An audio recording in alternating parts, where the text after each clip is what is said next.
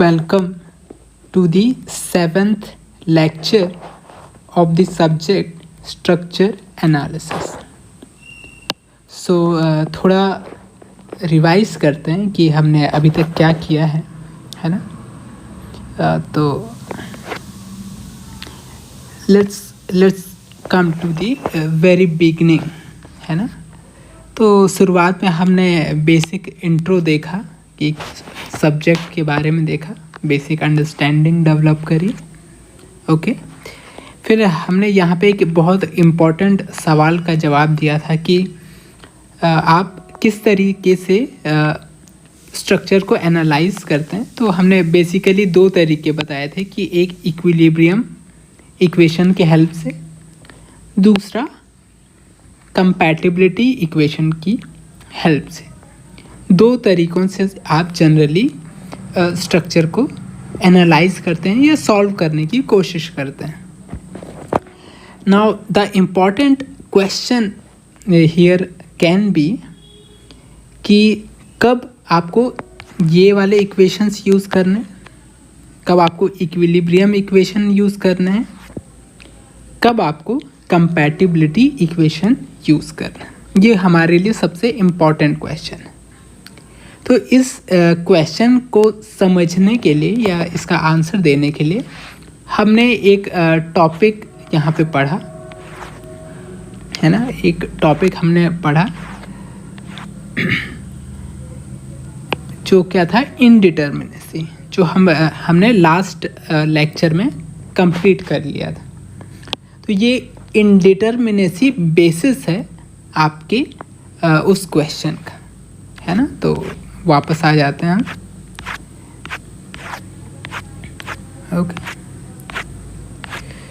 Okay, तो lecture 7 है ये आपके लिंक है क्या कि आपको कब इक्विलिब्रियम इक्वेशन यूज़ करना है, कब आपको कंपैटिबिलिटी इक्वेशन यूज़ करना है ना।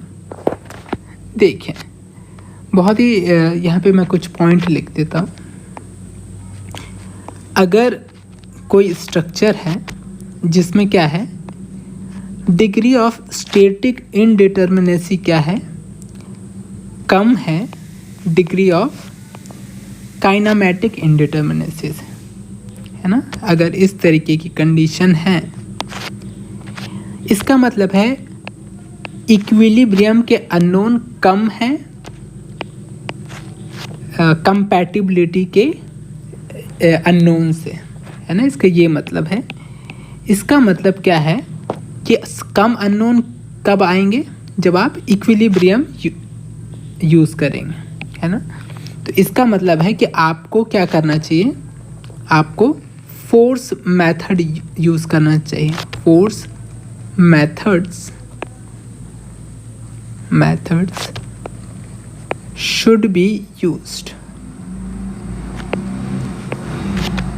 अगर इस तरीके की कंडीशन है तो। ओके, और इसका जस्ट अगर ऑपोजिट कंडीशन है, ऑपोजिट कंडीशन क्या है कि अगर आपके डिग्री ऑफ काइनेमेटिक इनडिटर्मिनेसी क्या है, कम है किससे, स्टैटिक इनडिटर्मिनेसी से, है ना। तब आपको जो मेथड यूज़ करने चाहिए वो कौन से मेथड होने चाहिए, कंपैटिबिलिटी मेथड, या उसे आप कहते हैं डिस्प्लेसमेंट मेथड। डिस्प्लेसमेंट मेथड्स, है ना। ओके, तो यहाँ पे फोर्स मेथड का क्या मतलब है। फोर्स मेथड का मतलब है methods uses equilibrium equations।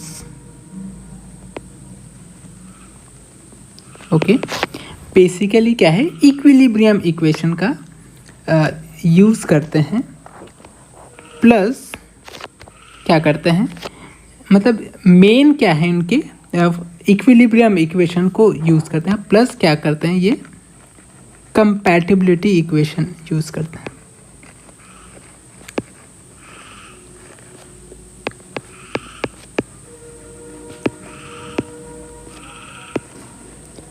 इसमें क्या है, मेनली ऐसे मैं लिख देता हूँ, मेनली यूज़ करते हैं क्या, इक्विलिब्रियम इक्वेशन, और जो क्या है एक्स्ट्रा जो कमी पड़ती है वो क्या है, कंपैटिबिलिटी इक्वेशन है।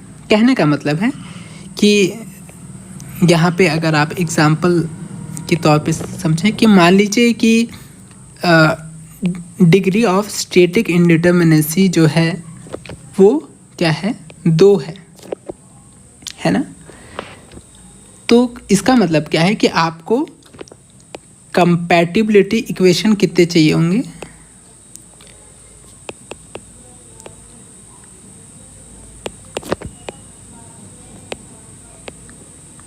कंपैटिबिलिटी इक्वेशन, 2 कंपैटिबिलिटी इक्वेशन बनाने पड़ेंगे, है ना। मेनली क्या है, ये इक्विलिब्रियम इक्वेशन यूज़ करता है, बाकी जो बच जाता है उसके लिए कंपैटिबिलिटी इक्वेशन यूज़ करता है। ये जो फोर्स मेथड है ये इस तरीके से काम करते हैं, है ना। देन जस्ट उल्टा इधर हो जाएगा,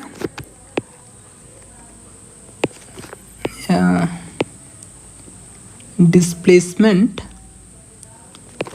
methods are based on compatibility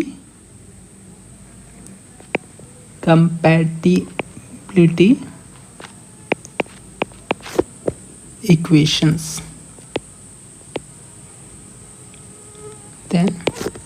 Then extra equations are equilibrium equation, है ना। ओके, जैसे फोर्स मेथड जो है वो बेस्ड होते हैं किस पे, आपके इक्विलिब्रियम इक्वेशंस पे बेस्ड होते हैं। एक्स्ट्रा आप क्या करते हैं, कंपैटिबिलिटी इक्वेशन बनाते हैं, है ना। और इसमें क्या है कि अगर एग्जांपल आप समझ लीजिए कि अगर डिग्री ऑफ काइनेमेटिक इंडिटरमिनेसी क्या है, 2 है ना। इसका मतलब क्या है कि आपको जो क्या है करना पड़ेगा, आपको जो एक्स्ट्रा इक्वेशन बनाने पड़ेंगे वो क्या करने पड़ेंगे, इक्विलिब्रियम इक्वेशन बनाने पड़ेंगे, जो बनाने पड़ेंगे वो क्या बनाने पड़ेंगे, 2 बनाने पड़ेंगे। ये बेसिक मीनिंग है ना। Then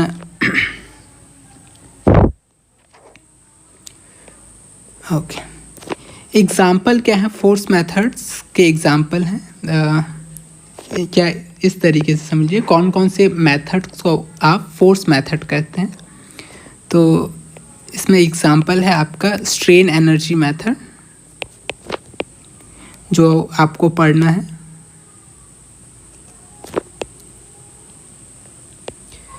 Then we have Castigliano.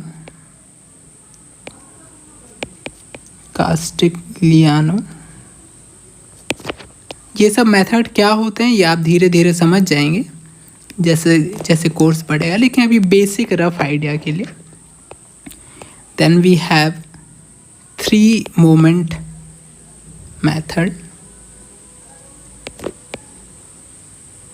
इस तरीके से बहुत सारे मेथड हो सकते हैं। So let's close this. Then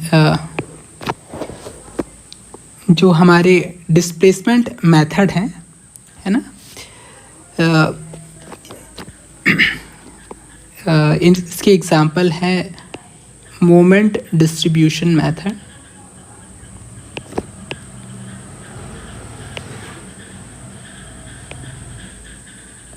moment distribution method. Then एक एग्जांपल है स्लोप डिफ्लेक्शन मेथड।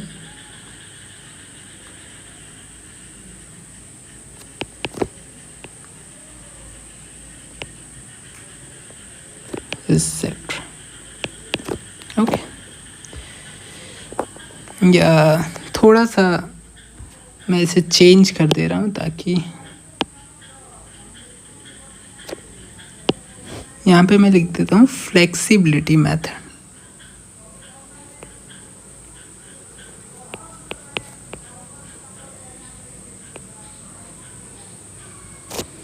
देन इसको मैं लिख देता हूँ स्टिफनेस मेथड। हालांकि मतलब सेम ही रहेगा।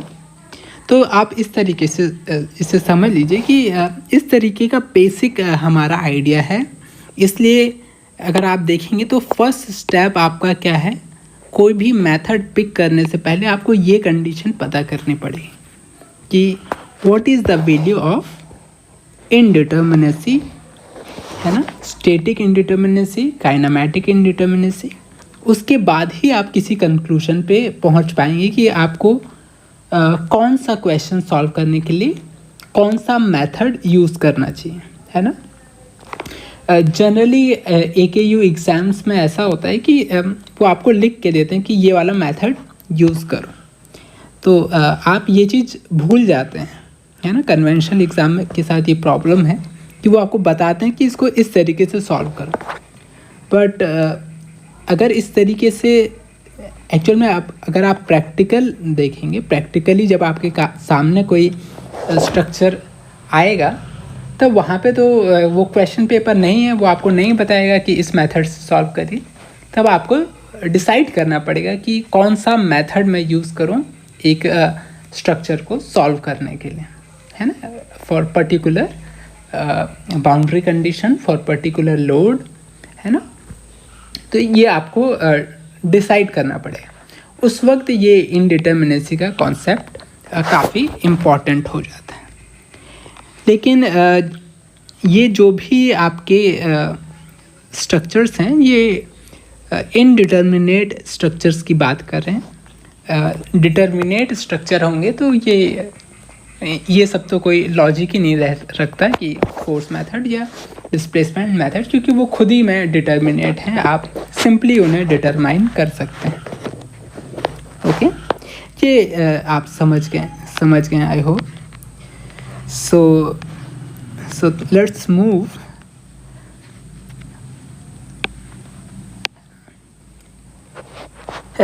कुछ हम डिटर्मिनेट स्ट्रक्चर की बात कर लेते हैं, तब जाके हम एक अपना क्या है बेसिक पे पहुंच पाएंगे या बेसिक स्टार्ट कर पाएंगे। कुछ डिटर्मिनेट, है ना, स्ट्रक्चर्स की बात कर लेते हैं, सो दैट हम इनका यूज़ कर पाएँ, हम इनका यूज़ कर पाएंगे अपने मेथड्स में, है ना। सो कुछ के एक दो एग्ज़ाम्पल हम ले रहे हैं कि लेट अस से कि ये पहला एग्ज़ाम्पल है। आपका स्ट्रक्चर क्या है, आपका इस तरीके से है ना, इस तरीके से लिखा है। यहाँ पे एक पॉइंट लोड लगा हुआ है, W उसका वैल्यू है, ये वाली लेंथ L/2 है, ये वाली लेंथ L/2 है, ये A है, ये B है, ये C। आपसे कहा जा रहा है कि एनालाइज द गिवन स्ट्रक्चर।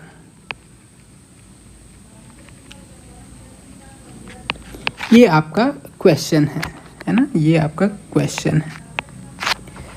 सो इसको सॉल्व किया जाए। ओके, इसको सॉल्व किया जाए तो पहले तो आपको ये समझना पड़ेगा कि भैया एनालाइज वर्ड का क्या मीनिंग है। तो चूंकि ये बीम है तो एनालाइज वर्ड का मतलब क्या है कि इसे एनालाइज करिए और इसकी इंटरनल फोर्सेस के बारे में बताइए। तो चूंकि ये बीम है तो बीम्स में क्या होता है, बीम्स में एनालिसिस का बेसिक मीनिंग क्या होता है कि आप भैया ड्रॉ करके बताइए शियर फोर्स डायग्राम और बेंडिंग मोमेंट डायग्राम, है ना। ये दो आपको ड्रॉ करना है। एक एक्स्ट्रा क्या है आप बना सकते हैं, डिफ्लेक्टेड शेप। ये बेसिक मीनिंग होता है, लेकिन जनरली आपको यही दो बनाने पड़ते हैं, है ना। तो एनालाइज करने को बोला है, इसका मतलब है आपसे वो बोल रहे हैं कि आप shear force bending moment diagram बनाइए। ये इनका बेसिक आपसे बेसिक काम करने को ये कह रहे हैं, है ना। सो लेट्स ड्रॉ दिस, है ना। इसको हम सॉल्व करते हैं। सबसे पहले क्या करिए कि आप इसके रिएक्शंस कैलकुलेट कर लीजिए, है ना। सो सबसे पहले क्या करना है, इसके रिएक्शंस कैलकुलेट करना है ना। रोलर सपोर्ट है तो मैं इसको डायरेक्टली सपोर्ट को हटा के क्या करता हूँ, फोर्सेस के टर्म्स में लिख लेता हूँ। तो ये क्या है, आपका रोलर सपोर्ट है, तो रोलर सपोर्ट पे क्या लगेगा, एक रिएक्शन लगेगा, लेट्स कॉल इट VA, है ना। ये आपका क्या है, हिंज सपोर्ट है, तो क्या लगेगा, एक वर्टिकल VC। चूँकि लोडिंग क्या है, टोटली क्या है, वर्टिकल है, तो हॉरिजॉन्टल तो कोई लगेगा नहीं रिएक्शन। ये क्या है, W है, ये L/2 है, ये L/2 है। चूँकि ये क्या है, लोड कहाँ है, सेंटर पे लग रहा है, और आपके रिएक्शंस भी क्या हैं, सिमेट्रिक हैं, तो आप सिमेट्री का यूज़ कर सकते हैं, है ना। सिमेट्री बाई सिमेट्री का यूज़ कर सकते हैं। यहाँ पे मैं लिख दे रहा हूँ, हालांकि आपको लिखने की ज़रूरत नहीं है। बाई सिमेट्री VA और VC क्या होगा, हाफ ऑफ अप्लाइड लोड। तो ये क्या हो गया आपका W/2, ये क्या हो गया आपका W/2। तो अभी तक आपने क्या किया, रिएक्शन कैलकुलेट कर लिया है। अब आप कैलकुलेट करना चाहते हैं क्या, शियर फोर्स और बेंडिंग मोमेंट डायग्राम। ओके, तो ऐसा जनरल सजेशन है कि आपको जब भी ऐसा कहा जाए तो हमेशा थोड़ी जगह छोड़ दें शियर फोर्स डायग्राम और बेंडिंग मोमेंट डायग्राम ड्रॉ करने के लिए, है ना। क्योंकि हम यहाँ पे डिफ्लेक्टेड शेप भी बना लेते हैं ताकि आप बात समझ जाएंगे, है ना। तो ये हमारा हम थोड़ा नीचे से स्टार्ट करते हैं, है ना। यहाँ से स्टार्ट करते हैं। सबसे पहले क्या करेंगे, चूँकि रिएक्शन आपने कैलकुलेट कर लिए हैं, तो ये जो एक स्टेप होना चाहिए कैलकुलेशन ऑफ रिएक्शन, उसको स्किप कर देते हैं और हम सीधा कैलकुलेट करते हैं क्या,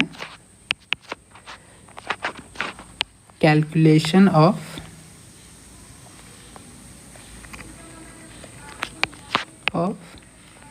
shear force, calculation of shear force ना। क्वेश्चन या क्वेश्चन समझ लीजिए कि एक्चुअली ये जो पूरी बीम है आपको कहाँ पे shear फोर्स कैलकुलेट करनी है, कहाँ पे कैलकुलेट करनी। एक्चुअल में आपसे क्या पूछा है, SFD डायग्राम, मतलब वो यहाँ से लेके पूरे यहाँ तक कैलकुलेट करने को पूछ रहे हैं, है ना। तो आपको बेसिकली पूरा डायग्राम ड्रॉ करने के लिए बोल रहे हैं। लेकिन जब आप आंसर निकाल रहे हो तो आप हर पॉइंट पे तो कर नहीं सकते, है ना। आइडियली आपको नहीं करना चाहिए।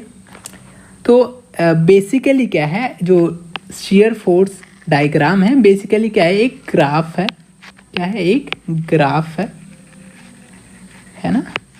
बेसिकली एक ग्राफ होता है, तो जिसके y एक्सिस पे क्या होता है, शियर फोर्स होता है, और x एक्सिस पे क्या होता है, बीम की लेंथ होती है या बीम की पॉइंट होती है, ये बीम है और ऐसा कुछ बना, तो इसके वाई एक्सिस पे जो दिखा रहा है ना, ये जो है ये क्या है आपका शियर फोर्स।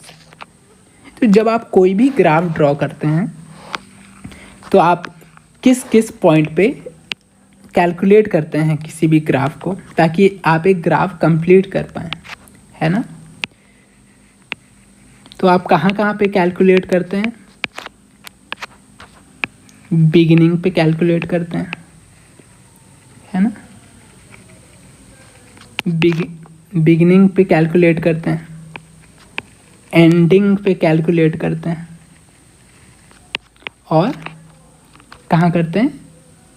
जहाँ पे भी ग्राफ चेंज हो रहा हो, वेयर ग्राफ चेंजेस नेचर और मैग्नीट्यूड, जहाँ पे या तो वो अपना नेचर चेंज कर रहा हो या मैग्नीट्यूड चेंज कर रहा हो, ऐसी जगह को अगर आप आइडेंटिफाई कर लेंगे तो आप क्या कर सकते हैं, कोई भी ग्राफ बना सकते हैं। इसका मतलब है कि आपको जो भी शियर फोर्स है, यहाँ पे मैं लिख देता हूँ वेयर टू कैलकुलेट,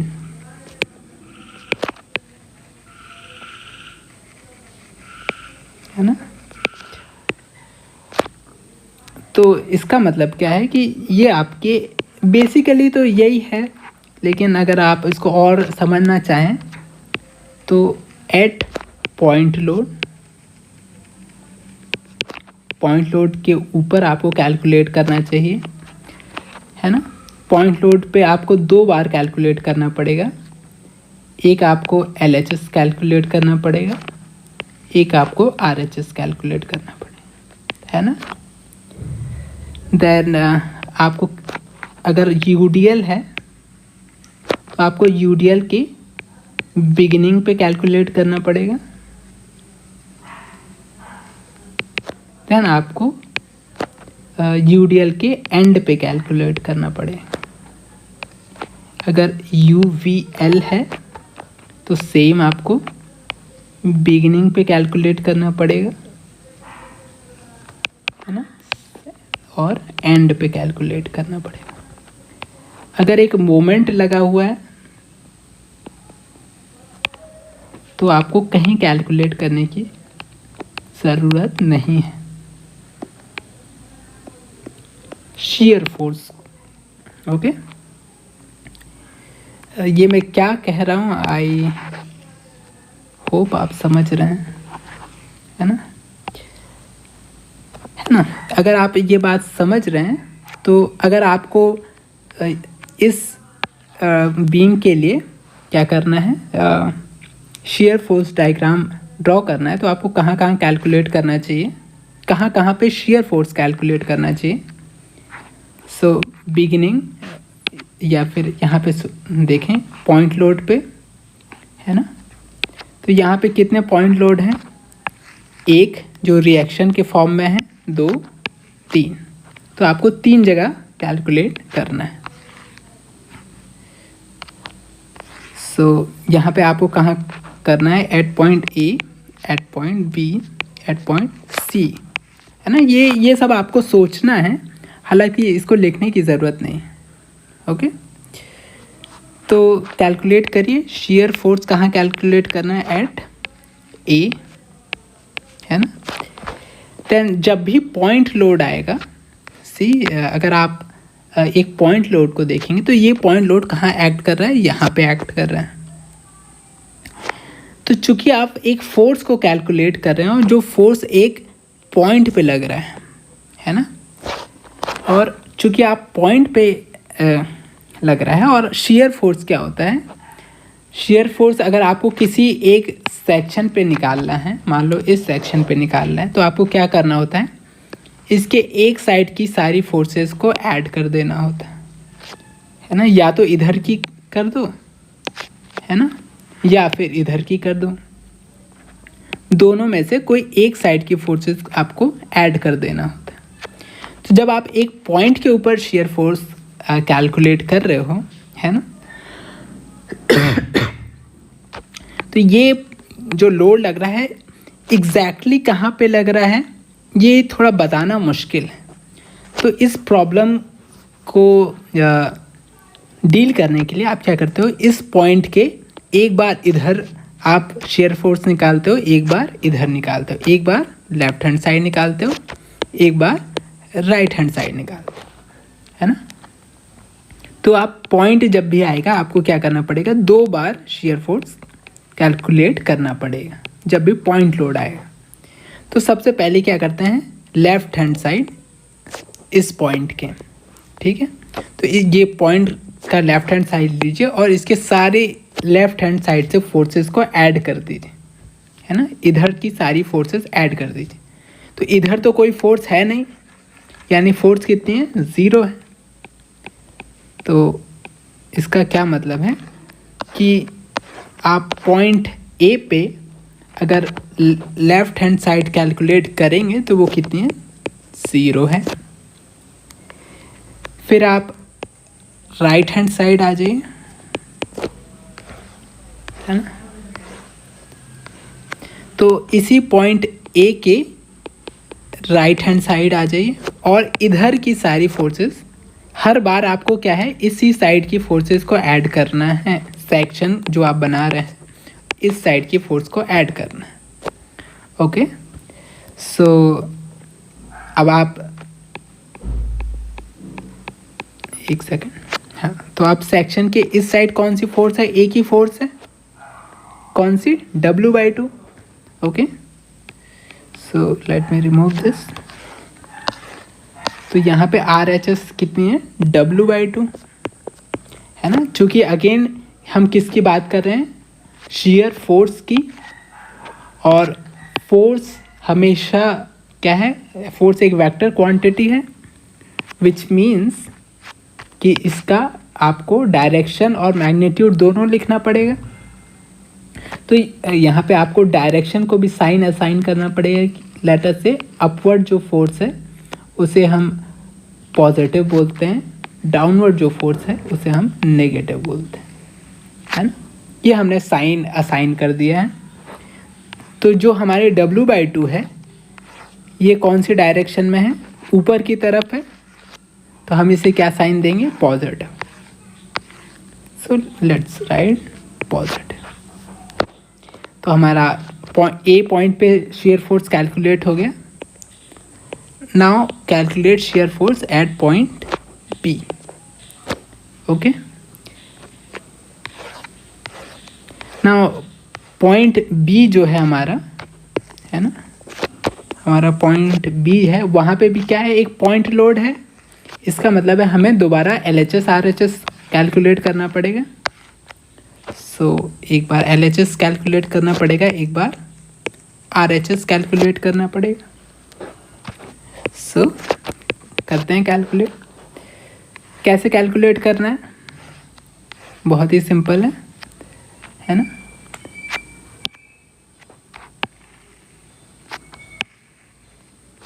आपको क्या करना है, जिस पॉइंट पे आप कैलकुलेट कर रहे हैं उस पॉइंट के ऊपर आ जाइए, है ना। LHS कैलकुलेट कर रहे हैं तो पॉइंट बी के बिल्कुल LHS साइड आ जाइए और हमेशा की तरह इस साइड की सारी फोर्सेस को ऐड कर दीजिए, है ना। तो एक ही फोर्स है, कौन सी है, VA, जो क्या है, W/2 है, डायरेक्शन उसकी अपवर्ड है। So you can directly right that. तो आप डायरेक्टली यहाँ पे लिख सकते हैं कि ये क्या है, W/2 है और डायरेक्शन क्या है, अपवर्ड। अब RHS सॉल्व करते हैं या RHS वैल्यू निकालते हैं, है ना। तो RHS में क्या करना है, आपको इस पॉइंट के बिल्कुल RHS पे आ जाना है और फिर क्या करना है, हम इस साइड की सारी फोर्सेस को ऐड कर देना है। ध्यान रखिए कि भले हम RHS साइड जा रहे हैं, फोर्स हम हमेशा हम जो ऐड कर रहे हैं वो क्या कर रहे हैं, एक ही साइड से कर रहे हैं, है ना। हमेशा इस साइड की ही फोर्सेस ऐड कर रहे हैं, है ना। ये अगर आप इधर की ऐड करेंगे तो हमेशा इधर की ऐड करिए, अगर आप इधर से ऐड कर रहे हैं तो आप हमेशा इधर से ऐड करिए।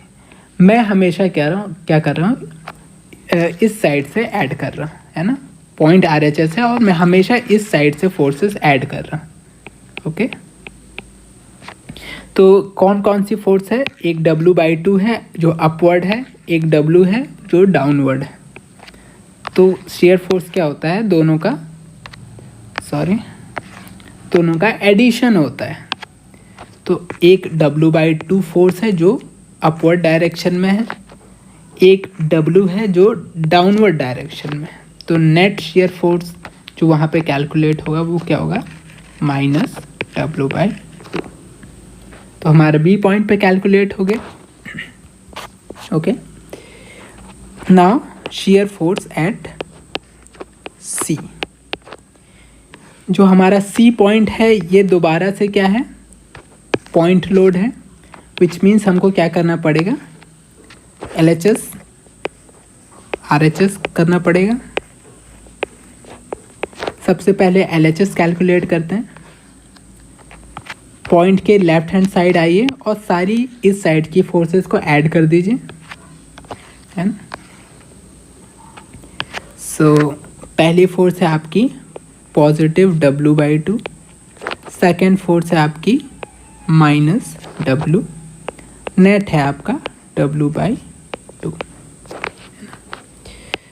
RHS में नीचे लिख लेता हूँ, RHS कर दीजिए, पॉजिटिव W/2 -W और पॉजिटिव W/2 इक्वल टू 0।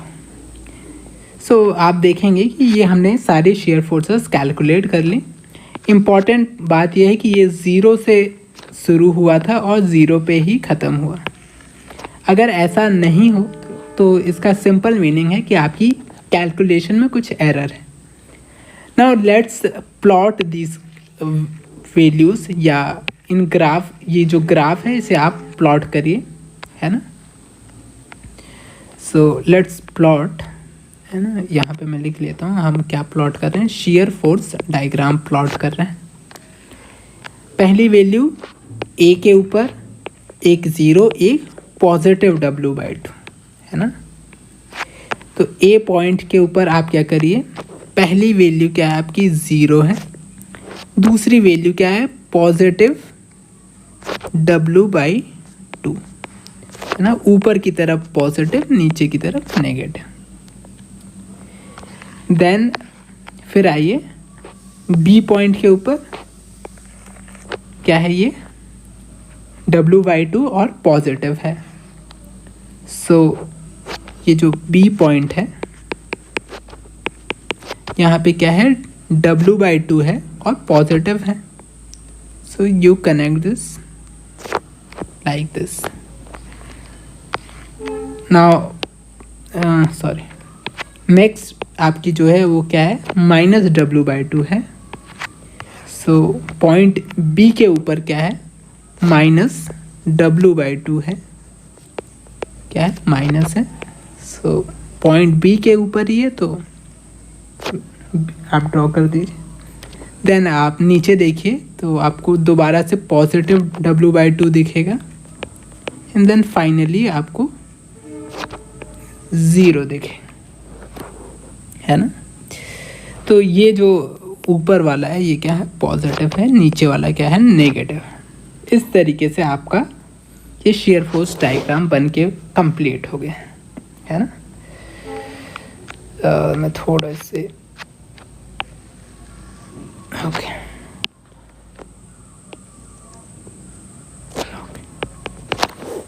ये आपका शेयर फोर्स डायग्राम बन के कंप्लीट हो गया है। Now let's move and let's draw bending moment diagram, है ना। सो मैं थोड़ा इसको कॉपी कर लेता हूँ ताकि आपको बार बार मूव ना करना पड़े। ओके,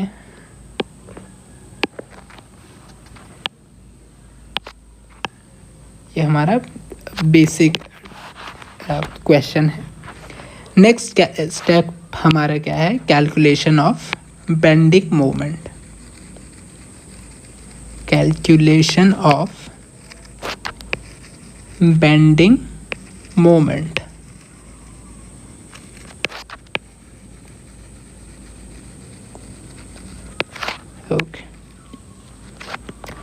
नाउ अगर आपको ग्राफ ड्रॉ करना है तो किस किस पॉइंट पे आपको वैल्यूज़ कैलकुलेट करने हैं ताकि आप ग्राफ ड्रॉ कर पाएँ।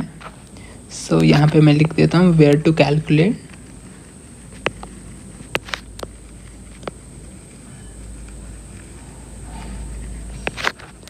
पहला ऑलमोस्ट अगर आप देखेंगे तो बेसिक फंडामेंटल तो क्या है, यही है ना। तो बेसिक फंडामेंटल कहाँ क्या है, आपको at beginning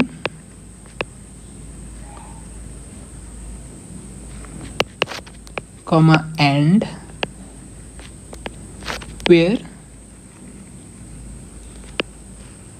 graph changes nature और मैग्नीट्यूड, है ना। सो इसका मतलब है कि आपको क्या करना पड़ेगा, एट पॉइंट लोड, है ना। देन अगर यूडीएल है तो उसके बिगिनिंग पे, देन उसके एंड पे।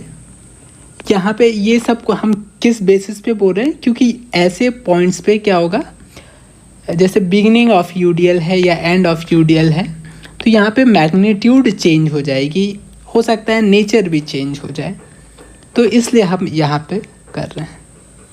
देन यूवीएल है तो अगेन बिगिनिंग और एंड। देन अगर मोमेंट लगा हुआ है किसी पॉइंट पे तो, है ना, तो ये क्या है, LHS और RHS। ये क्या है, बेसिक अंडरस्टैंडिंग है। तो अगर आप एक चीज़ देखें, आप क्या कर रहे हैं, मोमेंट कैलकुलेट कर रहे हैं, तो मोमेंट में आपको LHS RHS निकालना पड़ रहा है। अगर आप पीछे देखें, है ना, अगर आप पीछे देखें तो आप क्या कर रहे हैं, फोर्स कैलकुलेट कर रहे हैं, तो आपको हर फोर्स पे क्या करना पड़ रहा है, LHS RHS कैलकुलेट करना पड़ रहा है, मोमेंट पे नहीं करना पड़ रहा है ना।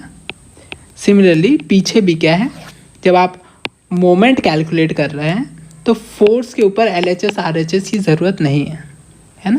सिंपल अंडरस्टैंडिंग है, बस ये चीज़ याद रखिएगा और कंफ्यूज नहीं होना है। हालांकि ये सब मुझे नहीं पढ़ाना चाहिए, क्योंकि ये आपको आइडियली कवर कर होना चाहिए था, बट लेट्स डू दिस। सो ये हो गया है। अब आपको क्या करना है, बेंडिंग मोमेंट कैलकुलेट करना है।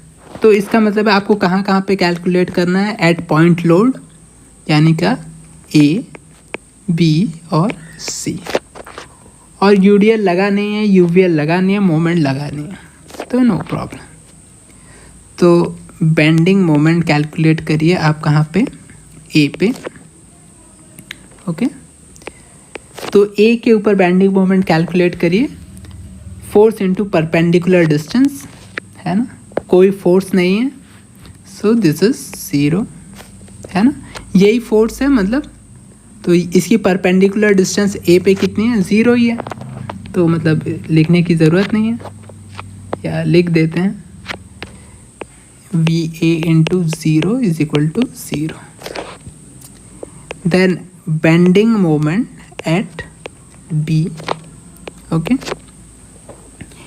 सो VA इंटू परपेंडिकुलर डिस्टेंस कितनी है A से, L/2, so this is L/2। ये क्या है, क्लॉकवाइज को आप पॉजिटिव बोलें, एंटी क्लॉकवाइज को आप नेगेटिव बोलें। सो ये VA इंटू L/2 क्या है, आपकी clockwise, so let's give it positive sign. VA की वैल्यू है W/2 और L/2, सो ये क्या है आपका WL/4, okay. then we have bending moment at C. So पहली फोर्स कौन सी है, VA है, परपेंडिकुलर डिस्टेंस C तक कितनी है, L है, सो VA इंटू L, डायरेक्शन क्या है, क्लॉकवाइज है, सो this is positive. Next force जो मोमेंट क्रिएट कर रही है वो क्या है, W है, सो W, परपेंडिकुलर डिस्टेंस क्या है, L/2 है, okay, so this is L/2। Direction क्या है इसकी, एंटी क्लॉकवाइज, एंटी क्लॉकवाइज को आपने क्या लिख रखा है, नेगेटिव, सो नेगेटिव। VA की वैल्यू कितनी है, W/2 into L minus W into L/2, net is 0। तो ये क्या हो गया आपका, कैलकुलेट हो गया। अगेन आप देखेंगे क्या है, 0 से स्टार्ट हुआ, 0 पे ख़त्म हो गया। इसका मतलब है हमारी कैलकुलेशन में कोई एरर नहीं। सो क्या है, 0 0 और WL/4, ओके। सो अगर आप इसका डायग्राम ड्रॉ करेंगे तो ये होगा, 0 से स्टार्ट होगा, 0 पे ख़त्म होगा, और B पॉइंट के ऊपर कितना आ रहा था, WL/4।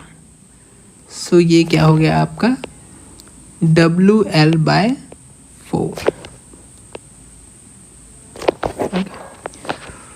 ऊपर पॉजिटिव नीचे नेगेटिव, ओके। ये पूरा क्या है आपका पॉजिटिव। ये क्या है आपका बेंडिंग मोमेंट डायग्राम है ना। देन अगर आप इसका डिफ्लेक्टेड शेप देखना चाहें, डिफ्लेक्शन, क्या इसे आप इलास्टिक कर्व भी बोलते हैं, ओके। तो काफ़ी आसान है ये, है ना। आपका डिफ्लेक्टेड शेप कुछ इस तरीके से होगा,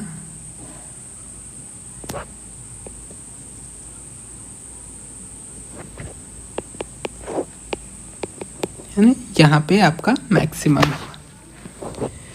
तो ये क्या है आपका डिफ्लेक्शन है, ये क्या आपका पॉइंट A है, ये पॉइंट B है।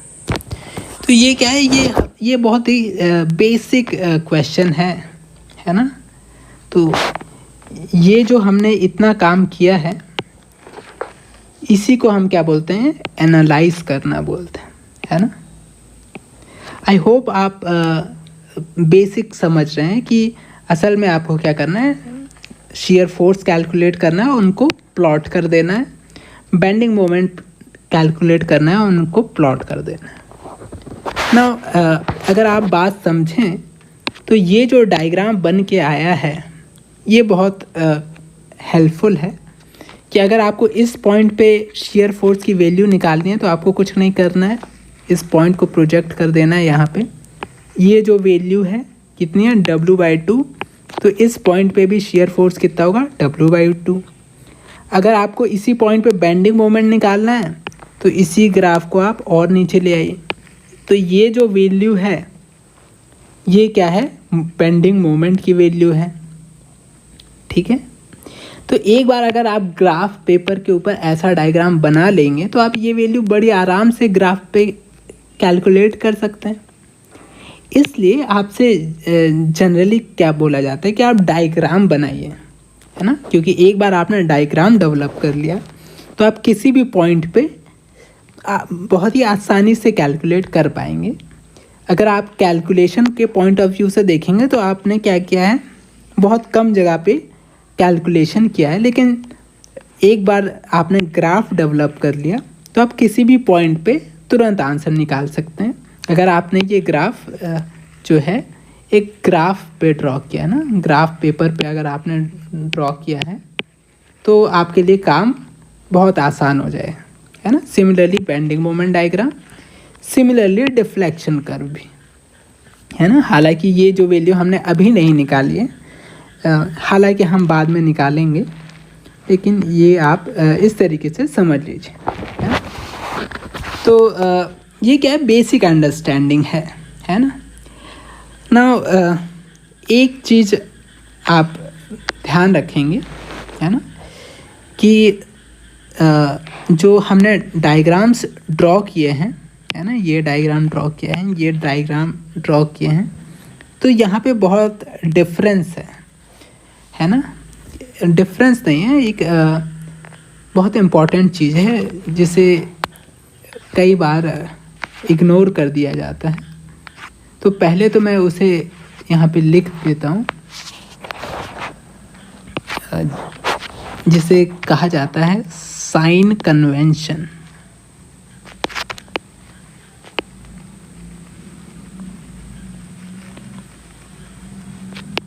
ओके, ये साइन कन्वेंशन है। साइन कन्वेंशन का मतलब है कि किस चीज़ को आपने क्या साइन दिया है ना। तो पहले तो लिखते हैं फोर्स को, या है ना, फोर्स को लिखते हैं फोर्स, या फिर और इसे सिंपल कर देते हैं, या अपने काम की चीज़ लिखते हैं कि शियर फोर्स को लिखते हैं। अगर आप शियर फोर्स को साइन देना चाहते हैं, है ना, तो दो पॉसिबिलिटी हैं। पहली पॉसिबिलिटी क्या है, जब आप इक्वेशन लिख रहे हैं, while writing equation,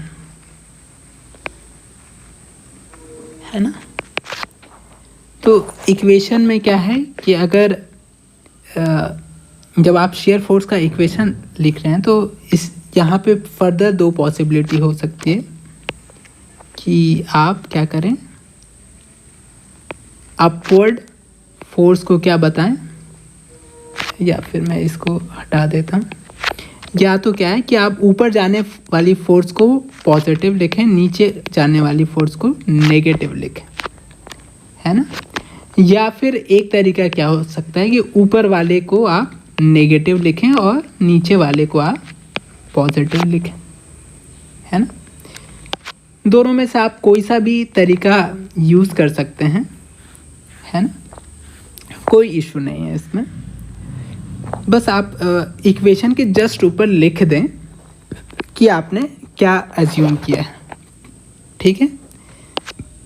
second condition क्या हो सकती है कि अगर आप डायग्राम ड्रॉ कर रहे हैं, यहाँ पे मैं थोड़ा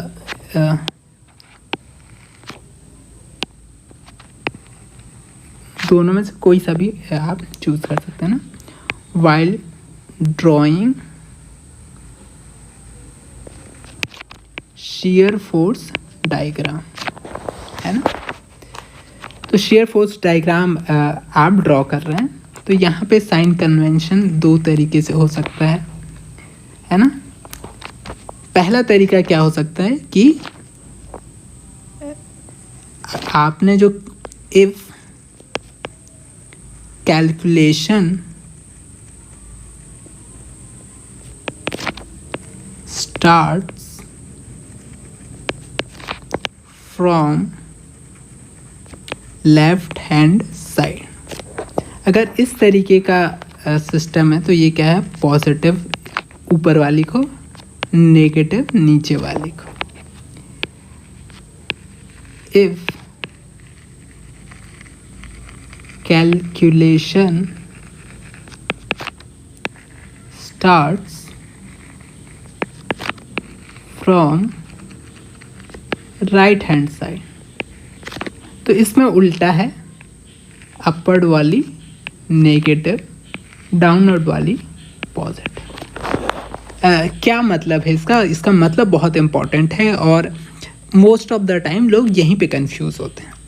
कहने का मतलब क्या है, अगर आप अपने इस शियर फोर्स डायग्राम को देखें तो ये क्या कहता है कि मान लीजिए आप सिंप्लीफिकेशन के लिए मैं एक मान लीजिए यहाँ पे कोई पॉइंट है डी और आपसे पूछा गया कि शियर फोर्स डायग्राम ड्रॉ करना है डी पॉइंट के ऊपर, बताइए पॉजिटिव होगा या नेगेटिव होगा, है ना। तो अगर आप क्या करें, इस साइड की सारी फोर्सेस को ऐड करें तो आपको क्या दिखेगा, W/2 अपवर्ड। कैलकुलेशन आपने कहाँ करी, लेफ्ट हैंड साइड से करी, तो आंसर क्या आ रहा है आपका, पॉजिटिव W/2। ये कैलकुलेशन है या इक्वेशन की तरफ से आपने निकाला है। लेकिन इसी डी पॉइंट पे अगर आप इस साइड से कैलकुलेट करते तो क्या होता है ना, W/2 है ना प्लस W, तो आप देखेंगे तो क्या होगा, नेट कितना आएगा, -W/2 आएगा, है ना, डाउनवर्ड आएगा। माइनस का मतलब क्या है, डाउनवर्ड, है ना। तो डी ही पॉइंट पे इधर से क्या जा रहा है, -W/2। बट पॉइंट डी पे जब आप डायग्राम ड्रॉ करेंगे तो एक ही ऑप्शन है, या तो पॉजिटिव या तो नेगेटिव। तो कहने का मतलब है अगर आपने लेफ्ट हैंड साइड से कैलकुलेट किया है ना, और अपवर्ड डायरेक्शन में है, ये पॉजिटिव का मतलब क्या है, upward in the equation, but in the diagram. तो डायग्राम के लिए आपको क्या करना पड़ेगा सर, यहाँ देखना पड़ेगा कि डायग्राम में क्या है, लेफ्ट हैंड साइड से कैलकुलेट किया है तो ऊपर वाली चीज़ों को मैं क्या बोल रहा हूँ, पॉजिटिव बोल रहा हूँ, है ना। लेकिन वही वाली चीज़ जब मैं राइट हैंड साइड से कर रहा हूँ और नेट क्या आ रहा है, W/2 डाउनवर्ड डायरेक्शन में आ रहा है ना, तो इसका मतलब क्या है, पॉजिटिव। तो डायग्राम आप देखेंगे, चाहे आप लेफ्ट से कैलकुलेट करें चाहे आप राइट से कैलकुलेट करें, डी पॉइंट पे डायग्राम में हमेशा क्या आएगा, पॉजिटिव आएगा, है ना। तो ये बेसिक चीज़ है जिसे आपको गड़बड़ नहीं करना है कि कैलकुलेशन आप लेफ्ट हैंड साइड से भी कर सकते हैं, राइट हैंड साइड से भी कर सकते हैं, है ना। पर डायग्राम का पे उसका कोई असर नहीं पड़ेगा। इक्वेशन दो स्टूडेंट के अलग अलग हो सकते हैं, बट डायग्राम जो बनेगा वो हमेशा सेम बनेगा, है ना। तो ये क्या है, शियर फोर्स के लिए साइन कन्वेंशन है, शियर फोर्स के लिए। सेकंड है आपका मोमेंट के लिए, है ना। तो अगेन मोमेंट के साथ भी क्या है, दो पॉसिबिलिटी हो सकती हैं, क्या, while writing equation,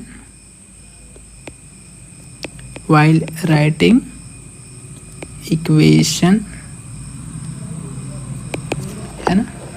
तो या तो आप क्लॉकवाइज को पॉजिटिव बोल सकते हैं, एंटी क्लॉकवाइज को नेगेटिव बोल सकते हैं, या फिर क्लॉकवाइज को नेगेटिव बोल सकते हैं और एंटी क्लॉकवाइज को पॉजिटिव बोल सकते हैं।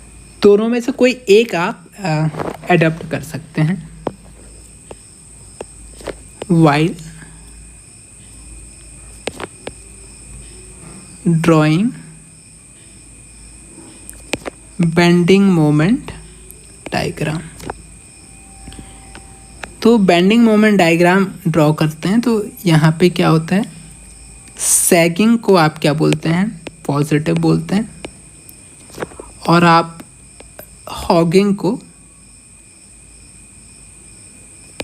नेगेटिव बोलते हैं। सैगिंग का मतलब है अगर आपकी जो शेप है मोमेंट अप्लाई करने पे कुछ इस तरीके से हो रही है ना, तो आप उसको सैग बोलेंगे।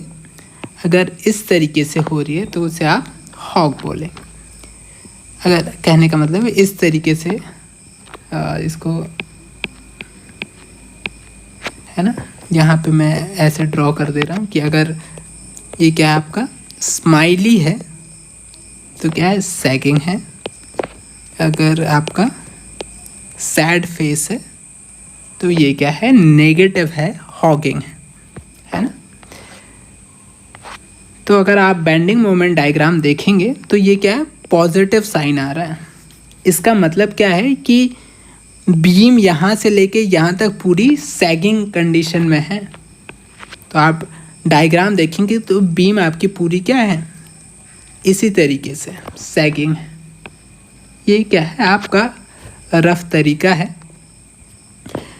अगर आप और देखेंगे तो ये लेटर से यहाँ पे एक मोमेंट की बात करें, है ना, यहाँ पे एक मोमेंट की बात करें तो ये फोर्स हो गई, परपेंडिकुलर डिस्टेंस हो गई, इसकी डायरेक्शन क्या हो गई, इस तरीके से हो गई, है ना, डायरेक्शन आपकी क्लॉकवाइज हो गई। तो अगर आप क्या करो, इसी को ऐसे समझो कि ये एक बीम है और इस पे आप क्या करो, क्लॉकवाइज मोमेंट लगाओ, यहाँ पे अपना हाथ से इसको पकड़ लो तो ये बीम कैसा मूव करे, मतलब घूमेगा, ये कुछ इस तरीके से मुड़ जाएगा, इस तरीके से। कहने का मतलब क्या है, ये सैग हो रहा है ना, इसलिए आपने यहाँ पे उसको पॉजिटिव दिखाया है ना। ये साइन कन्वेंशंस बहुत इम्पॉर्टेंट हैं, है ना। तो ये आप ध्यान रखेंगे कि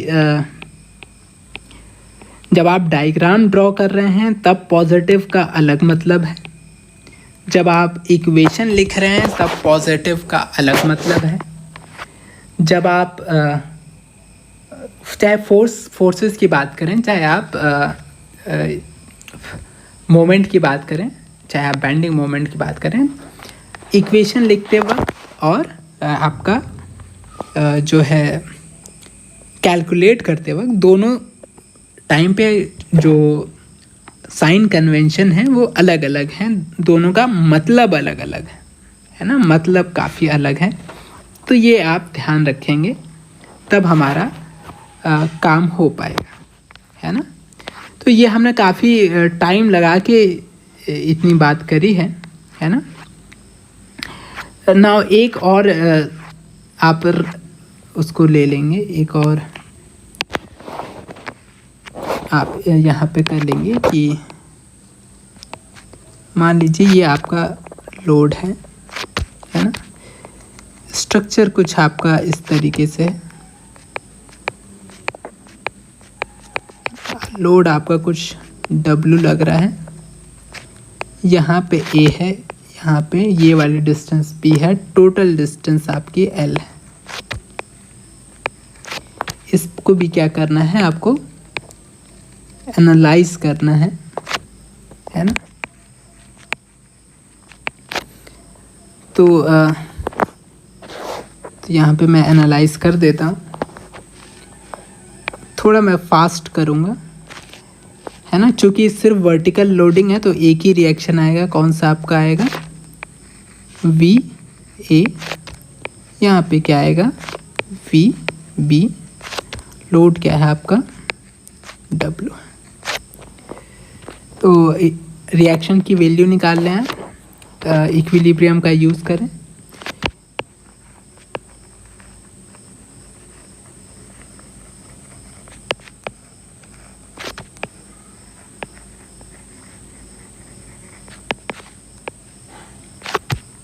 पहला इक्विलिब्रियम इक्वेशन जो मैं यूज़ कर रहा हूँ, समेशन ऑफ मोमेंट, इसका नाम A है, इसका नाम C है, इसका नाम B है। So summation of moment at point B is 0। Equation में clockwise positive, anti clockwise negative, मैं इसका यूज़ करूँगा, है ना। अगर आप पीछे देखेंगे तो एक्चुअल में मैं क्या, इसमें से या इसमें से कोई दो ऑप्शन है मेरे पास, मैं ये वाला ऑप्शन पिक कर रहा हूँ। आप चाहें तो इसको भी पिक कर सकते हैं, कोई प्रॉब्लम नहीं है ना। So I am using this one. So the first moment will be VA into perpendicular distance L। Moment कैसा है पॉइंट B पे, इस तरीके से clockwise, so positive. Then second moment is W into B। Moment क्या है B point पे, anti clockwise, so this is perpendicular distance V, है ना, anti clockwise, so negative, is equal to 0।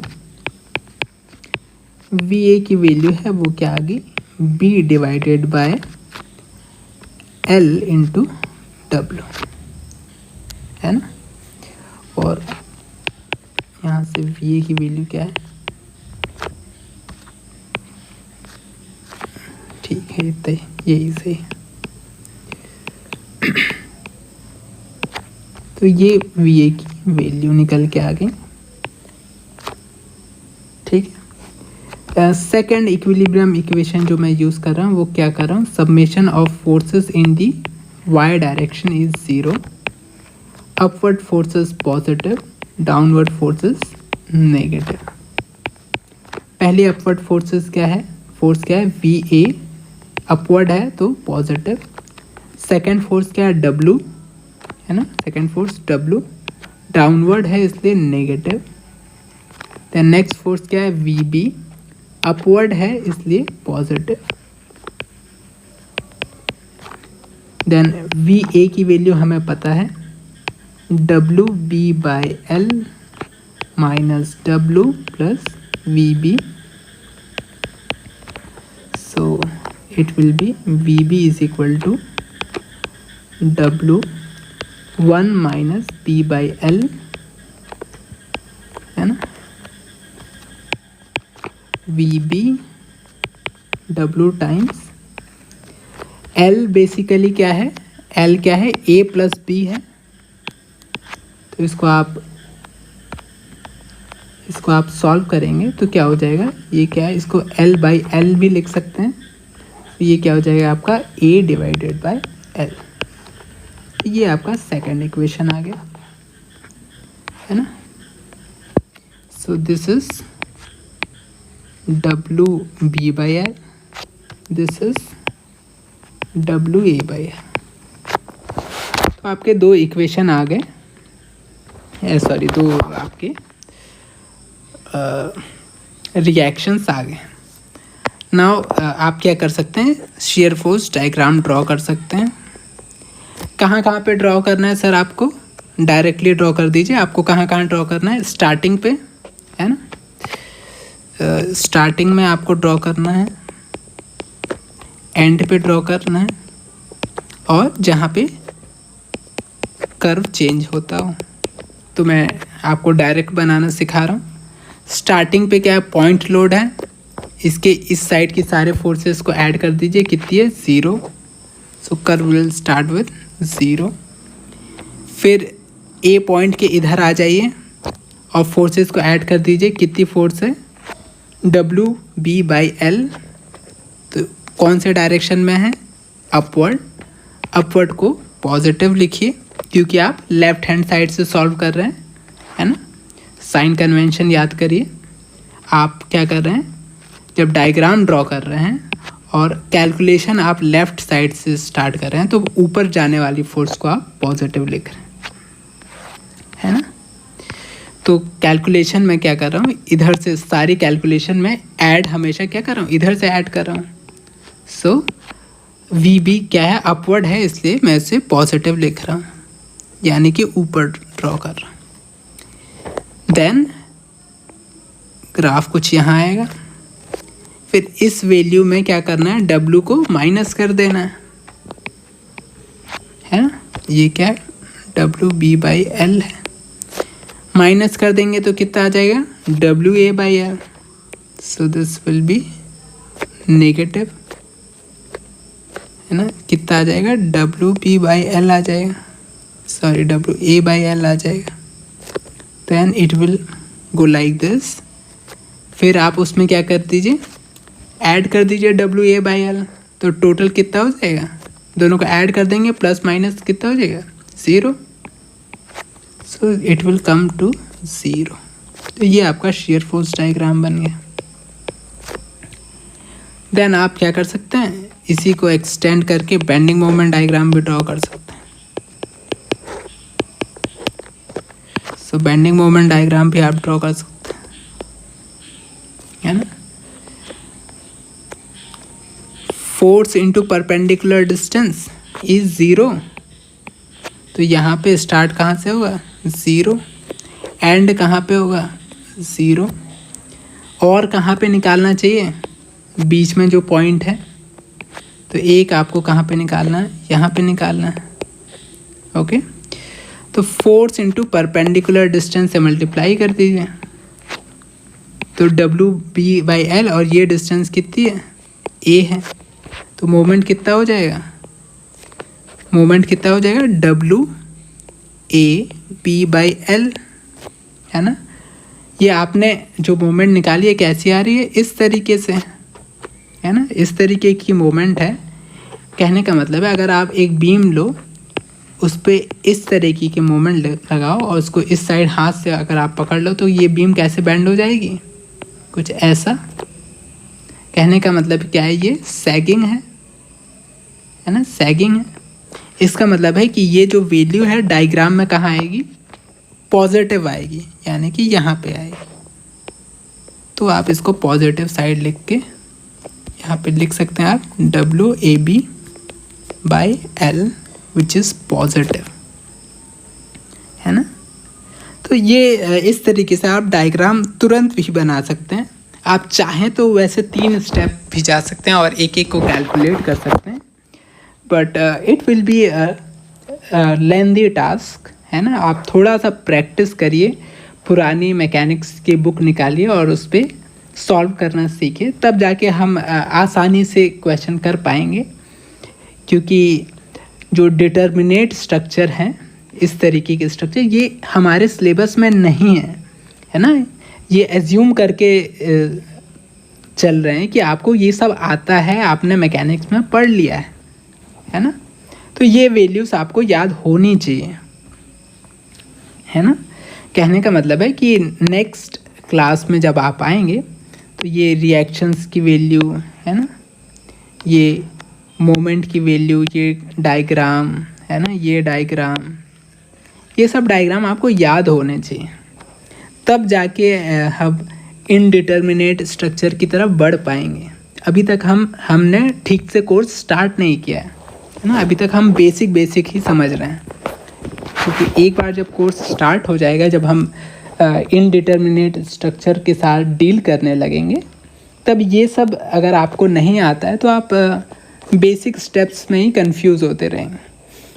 तो थोड़ा सा आप अपने पुराने बुक्स पे ज़रूर थोड़ा प्रैक्टिस में लाएं, है ना।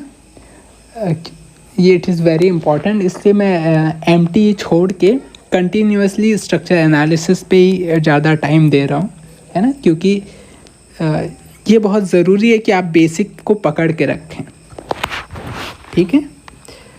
तो थोड़ा सा पीछे जाके बेसिक स्ट्रक्चर्स को ज़रूर वो करिए, है ना। अगर आप तीसरा क्वेश्चन या तीसरे क्वेश्चन के लिए SFD BMD ड्रॉ करना चाहते हैं तो आप कुछ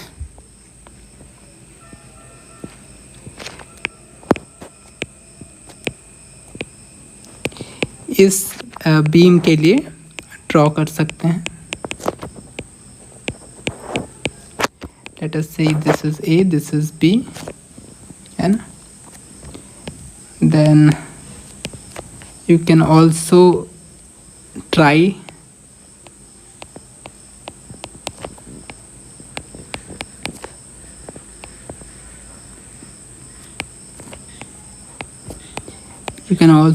this one. This is W kilonewton per meter, length L, this is L. Then you can also try this one.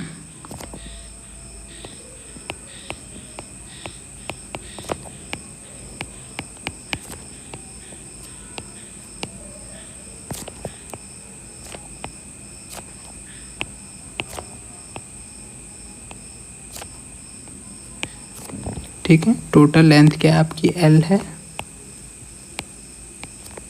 तो इन तीनों के लिए आप थोड़ा पुरानी बुक में जाके SFD और BMD ड्रॉ करना सीखें, या अगर आपको नहीं आता है, जिन्हें आता है it is very good. Okay, so I hope आप बात समझ रहे हैं, है ना। हालांकि हमने ज़्यादा कुछ आज कवर नहीं किया है, लेकिन जो बेसिक फंडामेंटल है ना, वो हमारा हम उसकी बात कर रहे हैं। तो थोड़ा साइन कन्वेंशन पे आप थोड़ा टाइम दीजिए, और ये जो पेज है इससे काफ़ी इम्पोर्टेंट आप समझिए और इस पे काफ़ी ध्यान दीजिए। Okay, so enough for today, we will continue in the next lecture. Thank you very much.